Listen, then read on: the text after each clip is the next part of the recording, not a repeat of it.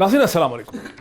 नाज़रीन, अब से चंद घंटे पहले पाकिस्तान के साबिक वज़ीर आज़म और PMLN के सीनियर लीडर, PMLN के senior vice president Shahid Khaqan Abbasi साहब ने इमरान खान साहब की हुकूमत के ऊपर बहुत ही भरपूर, बहुत ही जारहाना तरीके से उन्होंने एक हमला किया एक प्रेस कॉन्फ्रेंस में।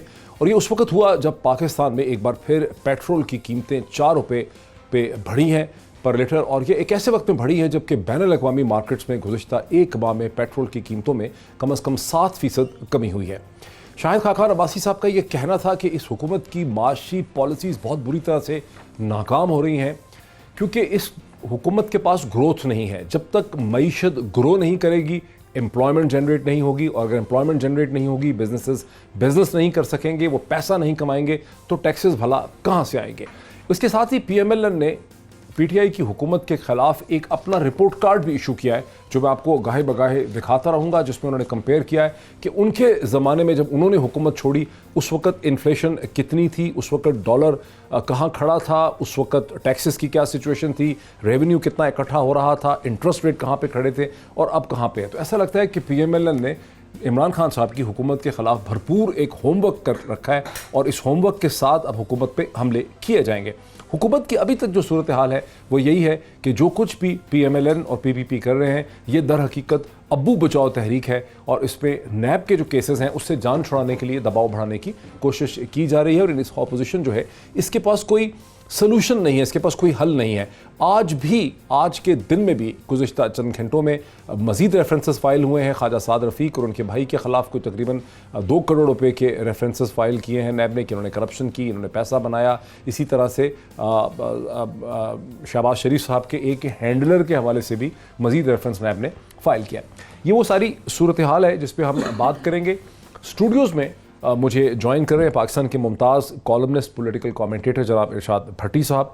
मेरे साथ ही तशरीफ़ रखते हैं यहाँ स्टूडियो में आरिफ चौधरी साहब जो कि माहिर कानून हैं, और मुझे ज्वाइन कर रहे हैं इम्तियाज़ आलम साहब वाया DSNG जो कि पाकिस्तान के मुमताज़ पॉलिटिकल कमेंटेटर हैं और सेक्रेटरी जनरल जो हैं सैफमा के हैं। A very warm welcome to all the people. अगर मैं इरशाद भट्टी साहब आपसे शुरू कर सकूं कि जो खाकान अब्बासी साहब ने एक भरपूर हमला किया है, इसे आप कैसे देखते हैं? तो आपने जो इंट्रो दिया, एक इंट्रो है, ये पुराना हो गया है अब कि प्लीज़ अब्बू बचाओ तहरीक है, मान लिया, करप्शन उन्होंने की, मान लिया, वो नाहल थे, मान लिया। आपको तो ये 9 महीनों ने 2 चीज़ें बताई हैं मुझे। एक बताइए कि इमरान खान उतनी अपनी परफॉर्मेंस से ग्रो नहीं किया जितनी दूसरों की गलतियों से किया, ब्लंडर से किया। परफॉर्मेंस का अब वक्त आया था। दूसरी बात यह है कि अगर वो किसी काबिल होते तो आज इमरान खान नहीं होते हुकूमत में, नहीं होते। तो इसलिए इमरान खान उनके फेलियर की वजह से उनके फेलियर ये, और इमरान खान इलेक्शन नहीं जीते, वो हारे हैं। उनका ये नैरेटिव नहीं है, उनका ये है कि ये एक सिलेक्टेड गवर्नमेंट है। नहीं, वो तो लगे रहे, वो तो 1970 के एक फेयर इलेक्शन के बाद सारी रोंदू सियासत है ना, वो तो लगे रहेंगे। अगले भी इदारे नहीं ठीक करने, इलेक्शन कमीशन नहीं ठीक करना, सिस्टम नहीं ठीक करना, लेकिन रोंदू सियासत चलती रहेगी। वो तो रोंदू सियासत। तो इमरान खान नहीं जीते, मैं समझता हूँ वो हारे हैं। अब इनको चाहिए, इनके फवाद चौधरी साहब, चंद साहब, ये सारे जो हैं, इनको अपने गाड़ियों में गुलदस्ते और फूल रखने चाहिए। जहाँ न्यून लीग पीपल्स पार्टी वाला मिले, पेश करें कि आपकी नाइली की वजह से। अब आ जाइए इस पे। पहली बात तो ये है कि इसमें कोई शक नहीं है, कोई शक नहीं है कि इस मुल्क का इस हुकूमत का सबसे बड़ा चैलेंज मईशत है। इसमें भी कोई शक नहीं है कि 9 महीनों में ये हुकूमत वो डिलीवर नहीं कर पाई जो हमें तवक्को थी। होमवर्क नहीं था, right people for right job नहीं थी, कन्फ्यूजन थी, नालायकी थी, नाअहली थी। इसमें भी कोई शक नहीं है कि अब पिछले कुछ चंद दिनों से बेहतरी की सिचुएशन है। और ये है, लेकिन भाईजान भूखे नंगों का, मकरूज़ों का और ये जो कशकोल वालों के ऐसे ही होते हैं। और ये जो शाहिद खाकान अब्बासी साहब फरमा रहे हैं, मज़े की बात यह है कि 24, 14, 16 ये 3 दौरों की महंगाई का रेशो है। कभी इन्होंने अपने बारे में नहीं फरमाया। अच्छा, अब ज़रा इम्तियाज़ आलम साहब की जाए। इम्तियाज़ आलम साहब, क्या इस वक्त जो माशी मसाइल हैं उसका मलबा हम इस हुकूमत पर डाल सकते हैं या हमें पिछले 10 साल की तरफ भी देखना पड़ेगा?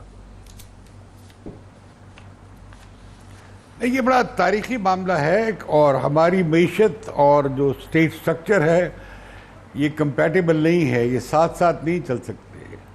एक बड़ी नहीफ ज़राई मईशत और एक कंज्यूमर इंडस्ट्री है जिसमें हमने बहुत ह्यूज एक स्ट्रक्चर, स्टेट सुपर स्ट्रक्चर खड़ा कर दिया है, जिसकी वजह से ये कर्जे बढ़ते हैं, जिसकी वजह से हम कम होते हैं, हमारे अखराजात ज़्यादा होते हैं اور یہ جو دو مالی اخراجات اور کرنٹ اکاؤنٹ کی بات کرتے ہیں ڈیفیسٹ کی، وہ بڑھتا جاتا ہے. یہ ہمیں ایوب خان کے زمانے سے شروع ہوتا نظر آتا ہے، اب تک یہ چلا جا رہا ہے. اب ڈیٹ ٹریپ جو ہے بہت بڑھ گیا ہے. اب معاملہ یہ ہے کہ یہ اس حکومت کا جہاں جو پچھلی حکومت تھی وہ یقیناً 5.8% پہ چھوڑ کر گئی تھی. اچھا عارف جوہری صاحب، امتیاز عالم صاحب نے جو نقطہ اٹھایا ہے یہ بڑا دلچسپ نقطہ ہے. مجھ سے شاید آپ اتفاق کریں کہ گزشتہ کتنے ہفتوں سے جو ہم ڈیبیٹ سن رہے ہیں اس میں کسی نے یہ پوائنٹ نہیں اٹھایا کہ یہ بنیادی طور پر ایک کمزور قسم کی معیشت ہے، نہیں، اس میں جان ہی نہیں ہے اس معیشت کے اندر، ٹھیک ہے، اور فار ویریس ریزن ہم ڈسکس کر سکتے ہیں کیا ہے. اور اس کے اوپر جو اسٹیٹ کا اسٹرکچر کا وزن ہے، جو ریسپانسبلٹی اسٹیٹ اس میں لیتی ہے، وہ بہت زیادہ ہے. اب مجھے شک ہے کہ امتیاز عالم صاحب کو بھی ہم دوبارہ بات کرتے ہیں، شاید وہ صرف ڈیفنس کی طرف دیکھتے ہیں. مجھے یہ شک ہے کہ یہ اسٹیٹ سوشل ویلفیئر میں بھی بڑا کام کرنا چاہ رہی ہے. ابھی عمران خان صاحب نے احساس پروگرام میں 180 ارب روپے رکھ دی ہیں. اسی طرح تقریباً 180 یا 200 ارب روپے جو ہیں وہ بی ایس پی پروگرام کے اندر رکھے گئے ہیں. جو P S T P program ہے وہ ظاہر ڈیفنس سے بہت زیادہ بڑا ہے. حالانکہ ہم دیکھتے ہیں کہ امریکہ میں اور یورپ میں جو بہت زیادہ طاقتور معیشت اور اکانومیز ہیں، وہاں پر یہ ڈیبیٹ ہے کہ کس حد تک ایک ریاست جو ہے وہ ویلفیئر کو اٹھا سکتی ہے، کس حد تک اس کو بزنسز کو ٹیکس کرنا چاہیے. ہمارے ہاں بیسک جو اکنامک فلسفی ہے اس کے اوپر ڈیبیٹ ہی نہیں ہوئی یہاں پہ پڑھے لکھے لوگوں نے کی. ہمارے یہاں ساری ڈیبیٹ یہ ہو رہی ہے کہ یہاں پر بڑے امیر لوگ ہیں، چور ہیں، ان کی جیبوں سے اگر آپ پیسے نکال لیں شاید ان کے پاس بہت زیادہ دولت ہے. یہاں شاید چند درجن یا کچھ 100-200 لوگ ایسے ہوں گے، زیادہ تر لوگوں کے پاس یہاں زیادہ پیسے ہیں نہیں. یہاں ویلتھ کریشن ہوئی نہیں ہے اس اکانومی میں. ہم پھر جائیں گے، آپ کا کیا خیال ہے؟ میں آپ سے عرض کروں کہ کبھی بھی کسی نے اس بارے میں غور کرنے کی کوشش نہیں کی کہ دو بنیادی باتیں ہیں جس کا تعلق جمہوریت سے بھی ہے اور معیشت سے بھی ہے، اور وہ باتیں ایسی ہیں جس کو جہاں خاص طور پہ ترقی پذیر ممالک میں جہاں کسی نے محسوس کیا، انہوں نے سب سے پہلے اس کا بندوبست کیا. اچھا وہ کیا ہے؟ وہ یہ ہے کہ سب سے پہلے تو جاگیرداری اور جمہوریت اکٹھے نہیں چل سکتے. بالکل صحیح. اب پاکستان میں آپ نے اگر لوگوں کی یہ دلچسپی، اگر آپ معیشت کی بات کریں زراعت کے حوالے سے، جو زرعی مزدور ہے اس کو کیا دلچسپی ہوگی؟ وہ لینڈ ہولڈنگ، جو بڑی بڑی لینڈ ہولڈنگ ہے وہاں کام وہ کرتا ہے اور اس کو نان شبینہ تک بھی اثر نہیں ہے. اچھا اسی طرح ایک اور بات، یعنی انڈیا آپ کے سامنے تھا کہ سب سے پہلے انہوں نے 16 ہیکٹر یعنی پر پرسن جو تھا، یعنی پر فیملی جو تھا، انہوں نے ایک مقرر کیا. ہندوستان میں آپ کہہ رہے ہیں بڑی لینڈ ہولڈنگز اب ہیں ہی نہیں ہیں. اب مختلف طریقوں سے لوگوں نے کچھ رکھی ہوئی ہے، لیکن بنیادی طور پر انہوں نے جاگیرداری کو ختم کیا. یہاں تو شریعت کورٹ نے فیصلہ کر دیا. اچھا وہی میں عرض کرتا ہوں نا، بات یہ نہیں ہمارے ہاں فیصلوں کی ہے. اچھا ایک اور بات بڑی امپورٹنٹ ہے کہ جب آپ پاکستان کو ایک فلاحی معاشرہ بنانا چاہتے ہیں تو اس میں کبھی آپ نے یہ بھی غور کیا ہے کہ اس فلاحی معاشرے میں آپ نے تمام طبقات کو انوالو کرنا ہے، اور تمام طبقات اسی صورت میں انوالو ہوں گے اگر ہر شخص سٹیک ہولڈر ہوگا. اگر آپ کا فرق اس حد تک ہوگا کہ ایک طرف ایک ایسا شخص ہے جو سارا دن کام کرتا ہے اور شام کو وہ بالکل مزدور جو ہے آپ کا، اس کی اتنی بھی یعنی اس کو ویجز نہیں ملتی جس سے وہ اپنے معاملات چلا سکے، تو اس سے آپ کیا توقع کر سکتے ہیں کہ کہاں گروتھ ہوگی؟ بنیادی طور پر ہم نے کبھی اس مسئلے کو ایک اور بات اس طرح سے دیکھا ایک اور بات مثلا وہ بڑی دلیری کی بات ہے جو اب لوگوں نے ختم ہی کر دی. آپ آبادی کو جب تک نہیں کنٹرول کرتے اس وقت تک جو مرضی حل نکالتے جائیں، اور یہ وہ بات ہے جس میں کسی کو بات کرنے کی نہ ضرورت ہو رہی ہے. ارشاد صاحب آپ بھی تیار رہیے ذرا. میں امتیاز صاحب، جو آپ نے، چونکہ آپ کا رابطہ ہم سے کٹ گیا تھا، جو بنیادی ایشو آپ نے اٹھایا نا کہ یہ معیشت کے سٹرکچرل فلاز بڑے پرانے گہرے ہیں، یہ معیشت ہی کمزور ہے، نحیف ہے، اس کے اوپر وزن بہت ڈال دیا ہے اسٹیٹ کرافٹ کا، وہ ہم اس کو کیچ کرتے ہیں، ہم اس بات کو مانتے ہیں. لیکن یہ تو پھر ایک لارجر ڈیبیٹ ہے. اس وقت یہ جو پی ٹی آئی کی حکومت ہے، کس حد تک آپ اسے الزام دیتے ہیں اور کس حد تک آپ سمجھتے ہیں کہ اپوزیشن اپنا کیس بنا پا رہی ہے؟ ڈیبیٹ بنیادی وہی ہے. ہم جو ایفیکٹس ہیں انہیں لے کر بحث کرتے ہیں اور صحیح آئیڈینٹیفائی نہیں کر سکتے. آئی ایم ایف کا پروگرام بھی سمٹمز کا علاج کرتا ہے، جو بنیادی ہمارا اداراتی یا اسٹرکچرل کرائسس ہے اسے ایڈریس نہیں کرتا. وہ وہی ہے بنیادی. چھوٹی سی معیشت ہے، بڑا سا اوپر ڈھانچہ ہم نے لگا دیا ہے. یہ سروائیویبل نہیں ہے، سسٹینیبل نہیں ہے. دوسری بات، یہ جو چلتا ہے کہ فلاں حکومت کر گئی اور ہم نے ٹھیک کرنے کی کوشش کر رہے ہیں، یہ کہانی آپ تمام حکومتوں میں سن رہے ہیں. ہوتا کیا ہے؟ ہوتا یہ ہے کہ جیسے مشرف حکومت نے آخری 2 سال میں انہوں نے دوا کے خرچہ کیا اور فسکل ڈیفیسٹ بلڈ کر دیا. نئی حکومت آئی وہ کہ ہمیں خزانہ خالی ملا. اسی طرح پیپلز پارٹی نے جب آخری جو سال 2 سال تھے اس پہ خوب خرچہ کیا تو نواز حکومت کے لیے مسئلہ بن گیا. اب نواز حکومت نے بھی یہ کیا, 3 سال انہوں نے IMF کا پروگرام کیا, اور جب الیکشن سے سال پہلے انہوں نے خوب دبا کے خرچہ کیا اور فسکل ڈیفیسٹ بڑھ گیا. حالانکہ ان کا فسکل ڈیفیسٹ 4% ہونا چاہیے, اس سے کم ہونا چاہیے تھا, لیکن پھر بھی جو نواز حکومت تھی وہ 5.8%, یہ میں ورلڈ بینک اور IMF کی فگر دے رہا ہوں, اور یہ خاکان عباسی صاحب وغیرہ نے وہاں سے لی ہیں. ان کی البتہ فگرز اپنے زمانے میں جو مہنگائی کی تھی وہ یہ غلط پیش کرتے ہیں. تو 5.8% وہ تھی, اور ہماری آپ دیکھیں نا کیا ہو رہا ہے. ٹھیک ہے, جو اس حکومت میں میری تنقید ہے وہ یہ ہے کہ یہ حکومت 9 مہینے تک یہ طے کرتی رہی کہ IMF کے پاس جانا ہے, یہ نہیں جانا ہے, روپیہ کم کرنا ہے, کتنا کرنا ہے, اسٹیٹ بینک کو ڈالرز دینی ہے, نہیں دینی ہے, انٹرسٹ ریٹ بڑھانے ہیں, نہیں بڑھانے ہیں. اب یہ لگے ہوئے ہیں کہ جو موجود سسٹم ہے انہیں یہ پیرالائز کر دیا ہے انہوں نے, نیا سسٹم ان کے پاس ہے نہیں. بنیادی طور پر یہ لوگ شیخ چلی والی باتیں کر رہے تھے. میرے ساتھ رہیے. بڑا زبردست امتیاز عالم صاحب نے, ارشاد بھٹی صاحب, امتیاز عالم صاحب نے سارا پریمس کیا تھا, جی ان کا سارا پریمس یہ تھا 200 ارب ڈالر آ جائیں گے, جی بات ختم, 100 ارب قرضہ دیں گے, 100 لگا دیں گے. اب یہ جو باتیں ہوائی تھی اس پر یہ ہوائی قلعے نہیں بن سکتے تھے, لہذا کیا ہوا, پوری ٹیم کولیپس کر گئی, اور پوری ٹیم لانی بھی پڑی تو ورلڈ بینک اور IMF سے لانی پڑے.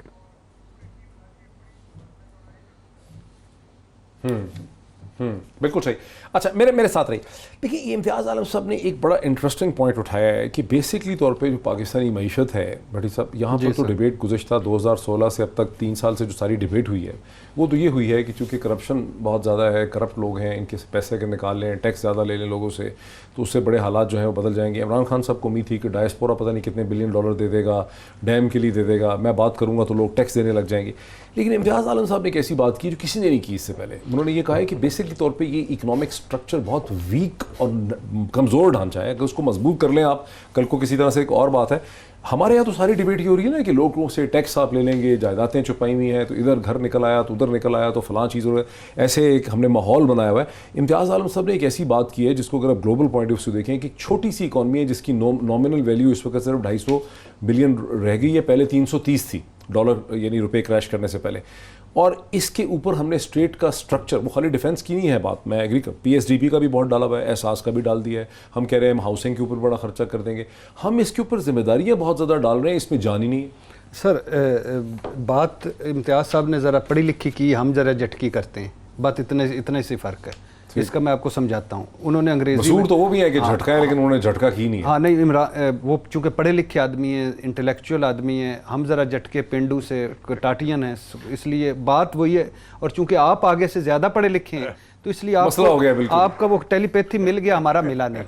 بات تو امتیاز صاحب آپ کو آواز آ رہی ہے, بھٹی صاحب نے آپ کی تھیوری کی جو ڈائسیکشن کی ہے.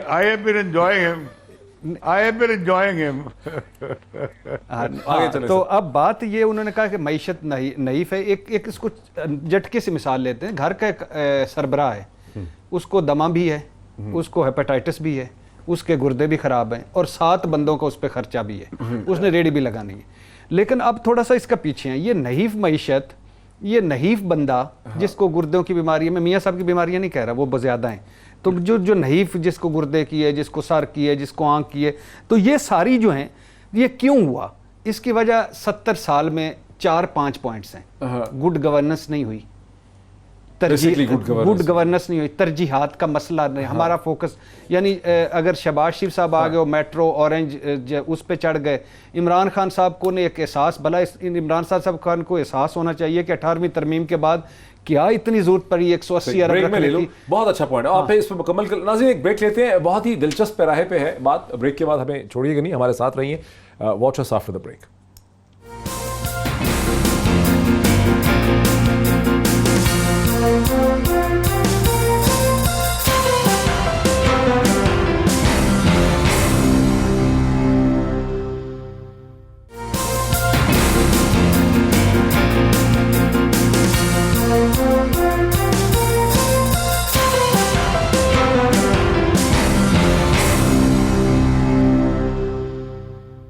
नाज़रीन वेलकम बैक।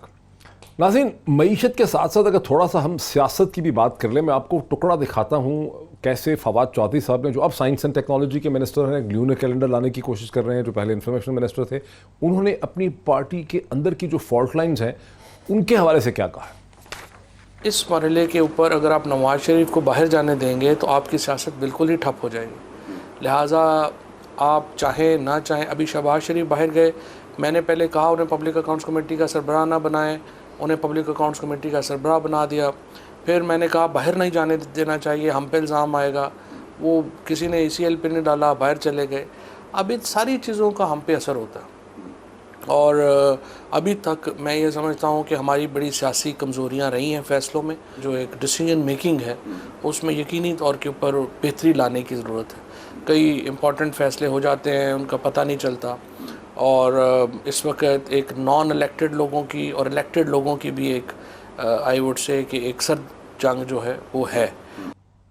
नॉन इलेक्टेड लोगों की इलेक्टेड लोगों के साथ भी एक सर्द जंग है। सवाल ये होता है कि ये जो इंटरनल फॉल्ट लाइंस हैं PTI के अंदर, जिसका हम बार बार जिक्र सुनते हैं, ये जो चपकलिश है, जो झगड़ा है, ये किस हद तक इमरान खान साहब की गवर्नेंस को मुश्किल बनाएगा। भट्टी साहब, आप इस पर ज़रा एक कॉमेंट दीजिए। मैं पहले वो मुख्तसर एक मिनट बस वो उस पर, तो वो हम बात कर रहे थे नाइफ मईशत की, या उस बीमार आदमी की जिसके कंधे पे 5 बच्चों का है या 22 करोड़ लोगों का पाकिस्तान है उसने उठाया हुआ है।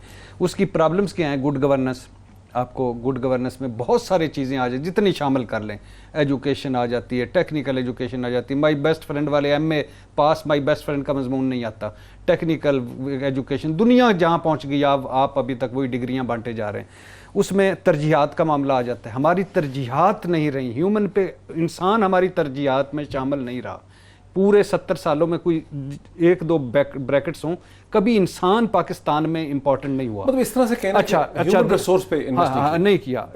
करप्शन, लुटमार, डेफिनेटली रिफॉर्म्स नहीं कर सके, इदारों की, टेक्नोलॉजी की, टैक्स की, एनर्जी की, इंपोर्ट की, एक्सपोर्ट की, इदारा जाती रिफॉर्म्स, अपनी रिफॉर्म्स, अपने बाहर के हमारे जो तल्लुकात है लोगों से उनकी रिफॉर्म्स, वही हमने भूखे नंगे कशकोल वाले मुस्लिम उम्मा के ठेकेदार, यानी कोई रिफॉर्म्स कहीं ज़हन की, दिमाग की, सोच की नहीं कर सके।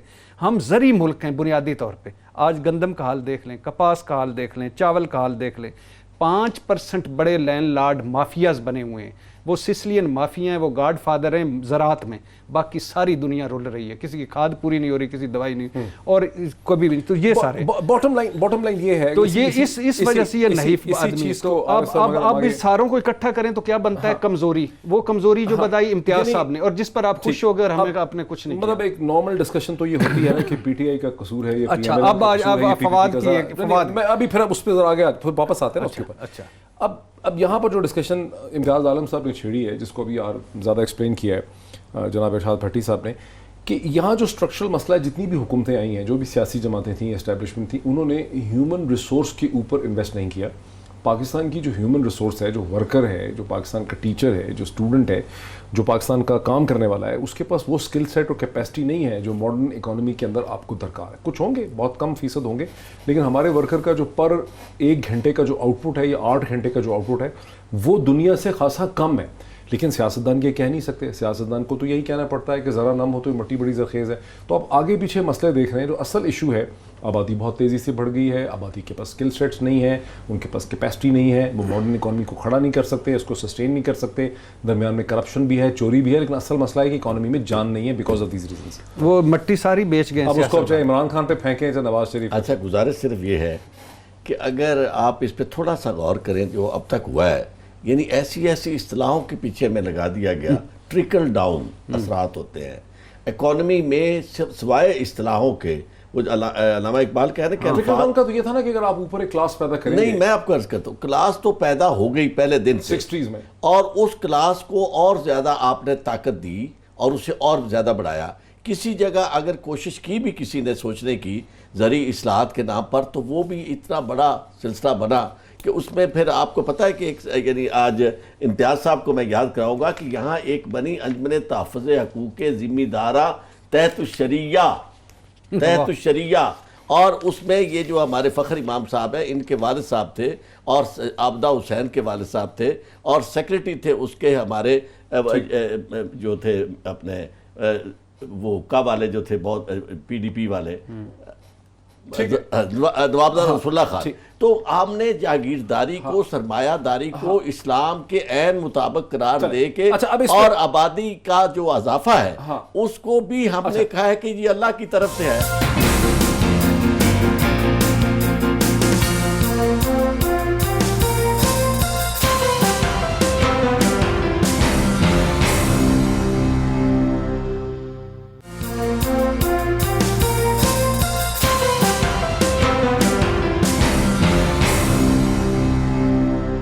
امتیاز عالم صاحب, یہ تو ایک براڈ ڈسکشن ہو گئی نا. اس وقت تو اس کو پالیٹکس میں کوئی نہیں سنے گا, نہ اس کو پی ایم ایل این, نہ پی پی پی, نہ پی ٹی آئی. یہاں تو مسئلہ یہ ہے کہ جو پوزیشن لے لی ہے P M L N P P P نے, پی ٹی آئی حل نہیں نکال پا رہی معاشی مسائل کا.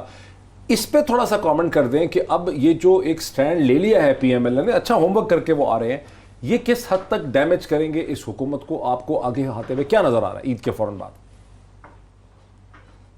آپ نے جو پہلے سوال کیا تھا بڑا عمدہ ہے کہ جو فواد چودھری کے حوالے سے, اگر آپ اجازت دیں تو اس پہ بات کر لو. یہ تین طرح کے لوگ ہیں.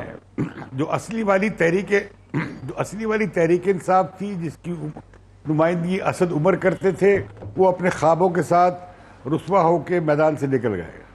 اس کے بعد آ گئی ہے ٹیکنوکریٹس کی حکومت, یا ان کے ساتھ کچھ وہ لوگ ہیں جو ان کے ذاتی دوست ہیں, جو مختلف دور میں بھی نظر آتے ہیں اور مشوروں میں نظر آتے ہیں, بشمول ڈپٹی پرائم منسٹر صاحب جو سیکرٹری جنرل صاحب ہوا کرتے تھے. تو میں سمجھتا ہوں تحریک انصاف کی گورنمنٹ کی اٹھان نہیں ہوئی. اور اب میں وارن کرنا چاہتا ہوں, مشورہ سمجھ لیجئے کہ بہت بڑا ایک عوام کا پھٹنا ہے. اس پہ جذبات نکل کر سامنے آئیں گے کہ ہم جو لوگ اسٹوڈیوز میں بیٹھ کر بات کرتے ہیں وہ نہیں جانتے لوگوں کی حالت کیا ہو گئی ہے. اور یہ جو انفلیشن ہے جس کے بارے میں لفظ بول رہے تھے اسٹیگفلیشن کا, یعنی جہاں پہ معیشت میں سرمایہ کاری بھی رک جائے اور ترقی اور نمو بھی رک جائے, اوپر سے افراط زر ہو جائے, اسے کہتے ہیں اسٹیگفلیشن. اگلے سال جب 2.5% اور 2.8% تک G D P growth rate رہے گا تو بات نہیں چل سکے گی ملک کی. یہ گورنمنٹ ٹیک آف نہیں کر سکی ہے, بلکہ اس کا ٹیک آف کرتے ہی کریش ہو گیا ہے بدقسمتی سے. اسے وقت ملنا چاہیے, اور پہلے ہماری ان کی نیک تمنائی تھی کہ اسے وقت ملنا چاہیے, جو انہوں نے خواب دکھائے ہیں ملنا چاہیے, وقت ملنا چاہیے اس کو. اب مسئلہ یہ ہے, ہاں لیکن میں کہنا چاہ رہا ہوں کہ یہ, لیکن اتنی بری حالات کے باوجود, مثلا میں مثال دیتا ہوں, میری آج کسان کاشتکاروں سے بات ہو رہی تھی. اس سال آدھی رہ گئی یہ گندم, 50 من گندم جو ہے برابر ہے کل خرچے کے, اس سے اوپر ہوگی تو فائدہ ہوگا. اب وہ سارے کسان جلوس نکال رہے ہیں, اسلام آباد جا رہے ہیں دھرنا مارنے. اسی طرح اب دیکھیں گے آپ کے ٹریڈرز جو ہیں وہ نہیں دینا چاہتے ٹیکس نیٹ پہ نہیں آنا چاہتے. اسی طرح جو غریب آدمی ہے, اب آپ کہہ رہے تھے جی غریب آدمی کی صلاحیت نہیں ہے. جس ملک میں 40% بچے, عمران خان صاحب بہت بار بار یہ دہراتے ہیں, اسٹنٹڈ ہوں, انہیں 2 وقت کا کھانا نہ ملتا ہو, ان کا دماغ اور ذہن ڈیولپ نہ ہوتا ہو, وہ لاغر ہو, تو وہ کیسے میں نے یہ نہیں کہا سر کہ غریب آدمی کی بڑی ایفیشنٹ لیبر لے سکتے. ہاں میں نے ویسے امتیاز عالم صاحب لفظ غریب استعمال, میں نے یہ نہیں کہا کہ غریب آدمی کی کیپیسٹی نہیں ہے. میں نے یہ کہا کہ چونکہ پاکستان کی حکومتوں نے اور ریاست نے ہیومن ریسورس کے اوپر انویسٹ نہیں کیا, تو مزدور ہم سارے ہیں نا, ہم سارے کیپیسٹی ورکنگ ہے. فار انسٹنس اگر ہم دیکھیں کہ جو ہمارے مقابلے میں جو انڈیا کا میڈیا ورکر ہے, میں جب باہر گیا ہوں میں نے وہاں دیکھا ہے, وہ بہت زیادہ ملٹی ٹاسکنگ کرتا ہے. وہ رپورٹنگ بھی کرتا ہے, وہ ساتھ ٹیکنیکل اکوپمنٹ کو بھی ہینڈل کرتا ہے, وہ ساتھ ہی سٹوری انگلش میں لکھ کے بھی واپس بھیجتا ہے. ہمارے یہاں یہ کام کرنے کے لیے 3 آدمی جو ہیں وہ چاہیے, کیونکہ سٹوری الگ لکھنا سمجھا جاتا ہے ٹاسک ہے, کیمرے کو ہینڈل کرنا ایک الگ ٹاسک ہے. تو ہماری جو ورک فورس ہے, چاہے وہ اوپر ہو, اس میں ڈاکٹر ہوں, انجینئر ہوں, اکانومسٹ ہوں, فائنینشیل ورکرز ہوں, بینکنگ سیکٹر کے لوگ ہوں, یا ہمارا مزدور ہو یا ٹیکنیکل ہو, ہم نے کیپیسٹی سکلز پہ نہیں کیا. الٹا یہ مسلسل کہا جا رہا ہے کہ پی ایچ ڈی زیادہ پروڈیوس کر دیں, یونیورسٹیاں کھول دیں. وزیر اعظم نے جا کے تصوف کے نام پہ یونیورسٹی سہاوا میں کھول دی ہے. یہ غلط فیصلے ہیں, میں یہ سمجھ رہا ہوں یہ غلط فیصلے ہیں. اصل میں جو انویسٹ کرنا تھا گزشتہ 20 25 30 برس میں, وہ ٹیکنیکل ٹریننگ اور ووکیشنل ٹریننگ پروگرامز میں انویسٹ کرنا تھا, تاکہ لوگوں کے ہاتھ میں انٹرنیشنل سٹینڈرڈ قسم کا ہنر ہوتا. میرا یہ مطلب تھا کہنے کا. لیکن بھٹی صاحب یہ ایک میرے ہاتھ میں پیس ہے پرائم منسٹرز ٹفسٹ ٹیسٹ، جو لکھا ہے عباس ناصر صاحب نے، جو کہ ڈان کے پہلے ایڈیٹر رہے ہیں اور کبھی کبھی بہت غصے میں بھی لکھتے ہیں، وہ لندن سے ہیں، لیکن یہ انہوں نے ایک بہت ہی انٹرسٹنگ پیس لکھا ہے جو خالی آپریٹ پیس نہیں ہے. اس میں انہوں نے ذکر کیا ہے گزشتہ سنڈے اتوار کو وزیر اعظم کی چیمبرز آف کامرس اور بزنس کے جو لیڈنگ انڈسٹری کے لوگ ہیں ان کے ساتھ ایک میٹنگ ہوئی، جس میں پرائم منسٹر نے مانا کہ حالات کتنے مشکل ہیں اور بزنس اور انڈسٹری نے ان کو بتایا کہ چیزیں ٹیک آف نہیں کر رہی ہیں اور یہ صرف روپے کی ڈی ویلیویشن سے اور ٹیکسز سے ان چیزوں سے معاملہ نہیں بنے گا. اور پھر اس کے بعد عباس ناصر نے انالیسس کیا ہے کہ جب تک ریاست انویسٹ نہیں کرے گی پروسیس کے اندر، جو آج خاقان عباسی صاحب بھی کہے، یہ پہلے پیس وہ لکھ چکے ہیں، خاقان عباسی صاحب نے کہا ہے کہ گورنمنٹس کو اکانومی کو بڑھانے کے لیے، گروتھ کرنے کے لیے اس میں انویسٹ کرنا پڑتا ہے، سرمایہ کاری کرنی پڑتی. تو جب تک گورنمنٹ یہ کرے گی نہیں اس وقت تک کچھ ہو نہیں پائے گا، نہ گروتھ ہوگی نہ کچھ اور ہوگا. اور وہ یہ کہہ رہے ہیں کہ یہ بڑا سیریس چیلنج ہے، کیونکہ ایک ایسی سٹیج آ جائے گی بہت جلدی جہاں نہ آپ ڈیفنس ایکسپینڈیچر کو برداشت کر سکیں گے، اور جو امتیاز عالم صاحب کہہ رہے ہیں کہ کہیں نہ کہیں جا کے لوگوں کی برداشت کا بم جو ہے وہ پھٹ جائے گا. جیسے آج آپ نے پیٹرول 4 روپے مہنگا کر دیے، اگر بجٹ کے بعد آپ اس کو اور مہنگا کر دیتے ہیں، ٹھیک، یہ سب چیزوں میں اب آپ کو کیا لگ رہا ہے چیلنج؟ سر بات یہ ہے، آپ اپنے ملک کو تو دیکھیں نا، آپ چھوڑیں گورنمنٹ کو، کتنا گورنمنٹ ناکام ہے، نااہل ہے، نالائق ہے، ہم روز بات کرتے ہیں. اپوزیشن چور تھی، ڈاکو تھی، لٹیری تھی، ہم روز بات کرتے ہیں. آپ اس ملک میں آ جائیں، یہاں سیاستدان سے کوئی سوال ہو تو پورا جمہوریت خطرے میں پڑ جاتی ہے. صحافی کو کسی کو کوئی پوچھ لیا جائے کہ بھائی جان آپ کے ہیں، صحافت پہ حملے ہو جاتے ہیں. تاجر کو کہا جائے کہ بھائی جان ٹیکس دے دو اللہ کے نام پہ، تو وہ سڑکوں پہ آ جاتے ہیں کہ ظلم ہو رہا ہے. اب اس ملک میں آپ دیکھیں، آج وہ جو وزیر اعظم کو چیئرمین ایف بی آر نے خط لکھا ہے، رونے کا مقام ہے. کیسے کہ کراچی کی پوری زینب مارکیٹ ہے 1.5 کلومیٹر کی، ہائیسٹ ٹیکس پیڈ وہاں پتہ کتنا ہے؟ 1.5 لاکھ روپیہ. شاباش. اور یہ ہم روز دھانسو قسم کا بیان بازیاں، یہ 1 مہینے کا ٹیکس ہے، سال کا ٹیکس ہے، یہ سالانہ ٹیکس. لبرٹی مارکیٹ کتنی بڑی ہے لاہور کی؟ بہت بڑی ہے اور بڑی 5 لاکھ ٹیکس دیتے ہیں. نہیں، پوری مارکیٹ 5 لاکھ، پوری مارکیٹ 5 لاکھ ٹیکس دیتے ہیں. میں کہہ رہا ہوں زمانے کا دیکھ لیں، یہ ایف بی آر چیئرمین آپ اگلے پروگرام میں پوچھ لیجئے گا کیا ہوتا ہے. میں بلاتا ہوں ان کا، میں ریکویسٹ کرتا ہوں. اچھا آگے دیکھیں، آپ کہہ رہے ہیں کہ پوری لبرٹی مارکیٹ 5 لاکھ روپے ٹیکس دیتی ہے یا ایک آدمی اس میں؟ نہیں، آپ پوچھ لیں نا، زیادہ پوچھ لیں، ایک بندہ بھی چلو کر لیں کہ آپ سر ماہانہ کو 5 لاکھ روپے ٹیکس دیتا ہے. 5 لاکھ روپے ٹوٹل ٹیکس لبرٹی مارکیٹ کا. اچھا آگے آ جائیں، ہم روز کہتے ہیں سیلری والے ٹیکس دیتے ہیں. سیلری والے کا پتہ ٹیکس کتنا ہے؟ ٹوٹل ٹیکس کا 2%. ٹوٹل ٹیکس کا 2% سیلری، اس لیے کہ اس میں سے بہت زیادہ حکومت کے. اچھا اب آگے آ جائیں، آگے آ جائیں، آگے آ جائیں، آگے آ جائیں. 90% نہیں، یہ اچھا اچھا آگے آ جائیں. ویسے بریک مجھے لینی ہے. اچھا مجھے بریک لینی ہے. امتیاز صاحب مجھے بریک لینی ہے. میں بریک کے بعد بھٹی صاحب بھی کمپلیٹ کریں، پھر آپ کی طرف آتے ہیں. ناظرین، آفٹر دا بریک.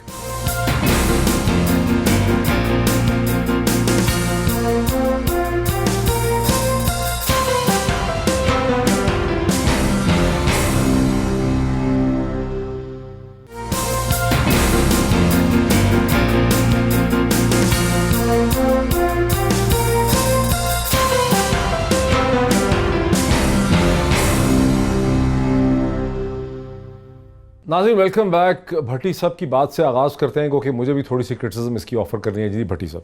اچھا، میں وہ آپ بات کر رہے تھے نا امتیاز صاحب، جو معیشت نحیف ہے، اور میں جو کہہ رہا تھا بندہ بیمار ہے.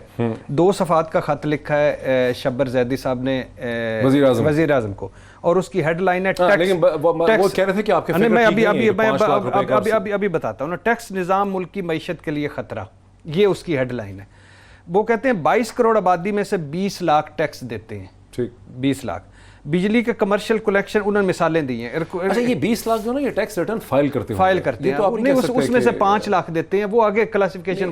لیکن یہاں دیکھیں گورنمنٹس کا پلے کیا ہے. آپ کے ہاں 1.5 کروڑ، اسے 15 ملین، آپ کے ہاں 15 یا 16 ملین آپ کے ہاں یہ ہینڈ ہیلڈ سیٹس ہیں. یہ سارے نوجوان جو ہیں وہ خریدتے ہیں اس کے اسکریچ کارڈ، اس کے اوپر آپ 30%، ہر 100 روپے کے اوپر 30 روپے آپ لے لیتے ہیں. اسی طرح پیٹرول پہ بھی آپ ٹیکس لیں. اب یہاں پہ چالاکی کیا ہو رہی ہے؟ دیکھیے چالاکی ہو رہی ہے، ہم اس کو ریپیٹ کر رہے ہیں. ساری حکومتوں نے IMF کے ساتھ مل کے کہنا شروع کر دیا کہ پاکستان میں لوگ ٹیکس نہیں دیتے. یہ ٹیکس ریٹرن فائل کرنے کی بات ہو رہی ہے، اور ٹیکس ریٹرن لوگ اس لیے نہیں فائل کرتے. دونوں پڑھے لکھے آدمی ہیں، میری بات کمپلیٹ نہیں ہونے دیں گے. میں کہہ رہا ہوں اس میں چالاکی ہو رہی ہے. اچھا یہ سن لینا، پھر اس کے بعد کرتے ہیں آپ. اچھا نہیں، اچھا آخری امتیاز صاحب سے نہیں، صرف ایک میں جلدی کر لیں. 22 کروڑ آبادی میں وہ کہتے ہیں، یہ میں نہیں کہہ رہا، شبر زیدی صاحب کہہ رہے ہیں، اگر 22 करोड़ आबादी में से 20 लाख टैक्स देते हैं। बिजली के कमर्शियल कनेक्शन रखने वाले 31 लाख ताजर हैं, 31 लाख ताजर हैं, उनमें 90% टैक्स सिस्टम से बाहर हैं। 85% से ज्यादा टैक्स मुल्क की 300 कंपनियां देती हैं सिर्फ, और वो कहते हैं टैक्स वसूली का निजाम जीडीपी का 10% कर रहा है। अच्छा, मैं इस पे और अच्छा 1% लोग पूरी रियासत का बोझ उठा के बैठे, इनडायरेक्ट टैक्सों के जरिए टैक्स इकट्ठा किया जा रहा है। आखिरी फिक्रा है सनती कनेक्शन 3,41,000 है, 40,000 सिर्फ उनमें से सेल टैक्स देते हैं। ये पॉइंट हो गया। और रजिस्टर्ड 1 लाख कंपनियां हैं और 50% टैक्स देती हैं। इम्तियाज साहब, इशू ये है कि अगर ये सारे रजिस्टर कर भी लेंगे, टैक्स रिटर्न फाइल भी कर देंगे, तो क्या उससे इकोनॉमी ग्रो कर जाएगी? ये जो शब्बर जैदी साहब ने दरफंतली छोड़ी है, मुझे बहुत अफसोस हुआ है। पाकिस्तान में 85% टैक्स जो हैं वो बिल वास्ता है। जैसे आप कह रहे थे, टेलीफोन पे, बिजली पे, पानी पे, हर चीज़ जो हम खरीदते हैं, बस के किराए पे, गाड़ी के किराए पे, हर जगह टैक्स लगता है, और ये पाकिस्तान के गरीब लोग देते हैं। पाकिस्तान के अमीर लोग टैक्स नहीं देते। ये 20 लाख की जो फिगर है ये भी गलत है। इसमें वो भी शामिल है जिनकी आमदनी 30,000 रुपये महीना है और वो टैक्स रिटर्न फाइल करते हैं। कुल 4-5 लाख टैक्स पेयर्स हैं, उनमें से ज़्यादातर वो हैं कि जिनका तनख्वाह पे कट जाता है टैक्स। पाकिस्तान की बड़ी मईशत पैरेलल है, वो नहीं आते फॉर्मल इकोनॉमी में। जब वो फॉर्मल इकोनॉमी में आते हैं उनका भट्टा बैठ जाता है, तो लिहाजा वो बाहर रहते हैं। तो ये बड़ी पैरासिटिक इकोनॉमी है। और ये जो मकाम हो रहा है, असूल क्या होना चाहिए? जिसकी कोई आमदन है, भले ज़रई है, सनती है, तजारती है या सर्विसेज सेक्टर में है, उस पर टैक्स होना चाहिए। आमदनी पे टैक्स होना चाहिए। नंबर 2, कहाँ खर्च करना चाहिए? अवाम पे खर्च करना चाहिए, तालीम पे खर्च करना चाहिए, सेहत पे खर्च करना चाहिए, अच्छी ह्यूमन रिसोर्स और लेबर फोर्स पे खर्च करना चाहिए, और अपनी सनती बुनियाद बनाने के लिए खर्च करना चाहिए। और फिर ये असूल आना चाहिए, आमदनी से ज़्यादा आप खर्चा नहीं करेंगे। और ये कोई मुझे बताइए, मेरी तनख्वाह तो मार्केट तय करती है, आपकी तनख्वाह मार्केट तय करती है, और बाकियों की तनख्वाह बजट में तय होती है। कि जजों की तनख्वाह कौन तय करता है? ये अरशाद भट्टी साहब के दोस्तों की तनख्वाह कौन तय करता है? ये लोगों ने अपनी तनख्वाह, इदारों ने अपनी तनख्वाहें तय की हुई है, वो कहीं वो अकाउंटेबल नहीं है। और मैं वही बात कर रहा था ह्यूज स्ट्रक्चर की। आप बांग्लादेश के पता स्टेट का खर्चा कितना है? 11%, पाकिस्तान में 32% है, और बांग्लादेश की एक्सपोर्ट हमसे डबल हो गई है। और बांग्लादेश दुनिया में इस वक्त सबसे ज़्यादा हाईएस्ट ग्रोथ रेट, इंडिया से भी ज़्यादा हायर ग्रोथ रेट का मुल्क है। उनकी एक्सपोर्ट सबसे दुगनी हो गई है, हालांकि वहाँ कपास नहीं होती, टेक्सटाइल की पूरी इंटरनेशनल मार्केट में छा गए हैं। तो मैं कहना ही चाहता हूँ कि हम बेसिक्स पे आए, और ये जो अफसाना है करप्शन में खा गए और सारा लूट के ले गए, ये हमारे जीडीपी के 1% का 10% भी नहीं है। ये जितने केसेस आए हैं सबके पैसे इकट्ठे कर लें, वो जीडीपी का 0.1% भी नहीं बनता। तो बाकी कहाँ गया 99% जीडीपी? जरा रुकें, ये दिलचस्प पॉइंट है। आज जो रेफरेंस, ये ठीक है, हवाई बात नहीं चलानी चाहिए। ठीक है आरिफ चौधरी साहब, बड़े महीनों नहीं, मैं बिल्कुल आपकी बात से ही कनेक्ट कर रहा हूँ। आरिफ चौधरी साहब देखें, जितने रेफरेंसेस फाइल हुए हैं, और आज इसे कहते हैं जो ख्वाजा बरादरान पे रेफरेंस स्नैप ने फाइल किया, वो टोटल 18 मिलियन का रेफरेंस फाइल किया, यानी 1,80,00,000 रुपए की वो कह रहे हैं उन्होंने करप्शन की है। या तो लीगल इंस्टीट्यूशंस और इन्वेस्टिगेशन और प्रोसिक्यूशन इतनी कमज़ोर है कि हो सकता है 18 अरब की करप्शन हुई हो, मुझे नहीं पता, या 1800 अरब की हुई हो, लेकिन केस आपने जाके फाइल किया है टोटल इसे कहते हैं 1,80,00,000 रुपए का। तो दिस इज़ प्रिसाइजली बट वो कह रहे हैं कि शोर आपने इतना मचाया, सारी एनर्जीज आपने इस पर डायरेक्ट कर दी, सारी डिबेट इसके ऊपर हो गई। असल इशू है कि इकॉनमी को ग्रो करना चाहिए, पैसा गर्दिश में होना चाहिए, लोग सरमाया बनाएंगे, जिसको अंग्रेजी में वेल्थ क्रिएशन कहते हैं, तो फिर उस पर से आप इनडायरेक्ट टैक्सेस भी बड़ा इकट्ठा कर सकते हैं। यहाँ तो यह है कि ग्रोथ ही नहीं हो रही, वेल्थ की क्रिएशन ही कोई नहीं है। चंद लोगों के पास ज़रूर पैसा होगा, मेरा ख्याल है 100, 200, 300 लोग होंगे जिनके पास ज़्यादा पैसा होगा पाकिस्तान में। डॉक्टर साहब, मैं एग्री करता हूँ, लेकिन इसमें सवाल ये पैदा होता है कि ये जो हमारी इस वक्त नैब है और ये जो इदारे हैं करप्शन को ख़त्म करने वाले, हर जगह एक ग्रुप बन गया है, और कोई ग्रुप जो ताकतवर है वो कभी भी एहतसाब नहीं होने देते और कभी भी अपना हिसाब नहीं होने देते। अब आपको लग रहा है हो जाएगा? नहीं, सवाल ही नहीं पैदा होता। अच्छा, सवाल ही पैदा नहीं होता। उसकी वजह ये है, मैं आपको एक अर्ज करूँ, वेस्टेड इंटरेस्ट इस हद तक आपस में शामिल, मसलन वकला जो है ہمارے دوست، انہوں نے وہ جو جب تحریک چلاتے ہیں تو انہیں ایک بہت زیادہ ایک ایسا مراد یافتہ طبقہ پیدا ہو جاتا ہے جو ججز کے اندر ڈویژن ہو جاتی ہے، پھر وہ بینیفٹس دیتے ہیں، پھر بتاتے ہیں لوگوں کو کہ جناب ہم تو ان کے لیے لڑ رہے ہیں۔ اچھا، پھر سیاستدان جنہوں نے یہ سارا اکٹھ کیا ہے اس وقت، جو آپ موقع دیکھیں کس طرح کا بن رہا ہے، موقع اس طرح کا بن رہا ہے کہ ایک طرف نیب کا ادارہ چیئرمین کی صورت میں انہوں نے متنازع کر دیا، دوسری طرف وہ ساری پارٹیاں اکٹھی ہوگی کہ جی ہم اس کے خلاف جہاد کریں گے، لڑائی کریں گے، تیسری طرف ایک جو بارودی سرنگ ہے اس میں حکومت داخل ہو گئی ہے ایک ریفرنس داخل کرنے کے بعد۔ اب اس ساری صورتحال میں آپ دیکھیں تحریک تو مجھے نہیں لگتا کہ اس انداز کی چل سکے گی، لیکن جس طرح کی ڈسرپشن ہوگی اس ڈسرپشن کا نتیجہ یہ ہوگا کہ یہاں احتساب کا نظام بالکل فلاپ ہو جائے گا، جو وہ چاہتے ہیں کامیاب ہو جائیں گے۔ اس کی وجہ یہ ہے، یور کوئک کامنٹ ہے 2-3 منٹ ہے، کہ یہ جو ساری تحریک چلے گی اس کے نتیجے میں جیسا کیسا لولا لنگڑا احتساب ہو رہا تھا وہ ٹھپ ہو جائے گا۔ نہیں، احتساب تو پہلے ہی مخولیہ ہو رہا تھا، جب اگر نظام دو طرح کا، جب اب بڑوں پہ آپ کے آنسو نکلیں، جب چھوٹوں کو جیب قطروں کو کٹیں، مرغی چوروں کو کٹیں، دھنیا چوروں کو کٹیں، ملک چوروں کو کچھ نہ کہیں، تو اس وقت تو کیا احتساب؟ جب اندر آپ کو اتنا سہولتیں مل رہی ہیں کہ ہمارے گھروں سے ان کی جیلیں اچھی ہوں، کیا احتساب؟ انہیں ہمارے ایس ایچ اوز کے حوالے ایک ایک کو کریں نا، شام تک سارا پیسے مل جائیں گے۔ ایسے یہ مخولیہ قانون ہے۔ اچھا، دوسری امتیاز صاحب نے بات کی مالی کرپشن، مان لیا ایک جی ڈی پی کا، ایک ہوتا ہے مالی کرپشن، ایک ہوتا ہے نالائکی کرپشن، ایک ہوتا ہے بدنیتی کرپشن۔ مثال کے طور پہ اسلام آباد ایئرپورٹ 37 ارب کا تھا، 105 ارب میں کیوں مکمل ہوا؟ یہ کس کی کرپشن ہے؟ نندی پور منصوبہ 22 ارب کا تھا، 100 ارب پر کیوں پہنچا؟ یہ کرپشن ہے۔ منگلا ڈیم ریزنگ منصوبہ 30 ارب کا تھا، مکمل ہوا 111 ارب پر، یہ کیوں ہوا؟ نیلم جیلم منصوبہ 80 ارب کا، پہنچ گیا 500 ارب پر، یہ کیوں ہوا؟ صرف ایک بینک کا پنجاب 50 ارب کھا گیا ہے، 2012 سے مقدمے چل رہے ہیں، کوئی ان کا پوچھتا نہیں ہے۔ مسابقتی کمیشن نے 26 ارب کے جرمانے کیے ہیں، 2009 سے سٹے چل رہے ہیں، کوئی پوچھتا نہیں ہے۔ 10 سالوں میں 10 ارب شریف پہ اپنی سیکیورٹی پہ لگا گئے، یہ کون پوچھے؟ تو یہ ساری جو بدنیتی کرپشن ہے، جو اخلاقی کرپشن ہے، امتیاز صاحب بیسیکلی یہ کہہ رہے ہیں کہ کرپشن میں اور انکمپیٹنس میں بھی ایک بڑا گہرا تعلق ہے۔ اور اب امتیاز صاحب کے دوستوں کی بھی سن لیں، بی آر ٹی پشاور سن لیں، معلم جبا سن لیں، اس کے بعد وہ معلم جبا، اس نے سارا سنے امتیاز صاحب خوشی ہوگی۔ 22 لاکھ روپے کا وہ عمران خان نے جو جہاز پہ سفر کی، ان سے سر وہ جو 60 سیکنڈ، جی امتیاز صاحب، نہیں میں امتیاز صاحب کی خوشی کے لیے کہا ہوں، ورنہ تو کوئی نہیں۔ ارشاد بھٹی صاحب صحافت کے بہت بڑے ذاکر ہیں، اور ان کا کوئی مقابلہ کر سکتا ہے؟ انہیں آپ اکیلے کو پروگرام میں بلایا کریں، اور ان کے پاس گردانوں کی ایک ایسی لمبی طویل سلسلہ ہے کہ آپ کو مسمرائز کر دیں گے۔ میں سمجھتا ہوں کہ ملک کے حالات کی بہتری کے لیے کوئی سنجیدہ تجاویز آنی چاہیے، اور یہ پارٹی پالیٹکس سے علیحدہ، اور یہ جو ہم پروپیگنڈسٹ بن گئے ہیں پارٹیوں کے اور اداروں کے، یہ ہم بند کریں، یہ ہمارا دھندہ نہیں ہے۔ اور بھٹی صاحب سے گزارش ہے کہ ذرا گردان کم کریں، اب گردان کچھ دنوں میں ان کے گلے پڑ جائے گی جو یہ سناتے رہے پچھلے 1 سال سے، اور ہم لوگوں کو بہت نہیں پڑے گی، نہیں پڑے گی سر، میں اس معاشرے کا ضمیر ہوں، اس معاشرے کا ضمیر ہوں میں۔ وقت ہمارا ختم ہوا۔ بھٹی صاحب کا، امتیاز عالم صاحب کا، جناب عارف صاحب کا بہت شکریہ۔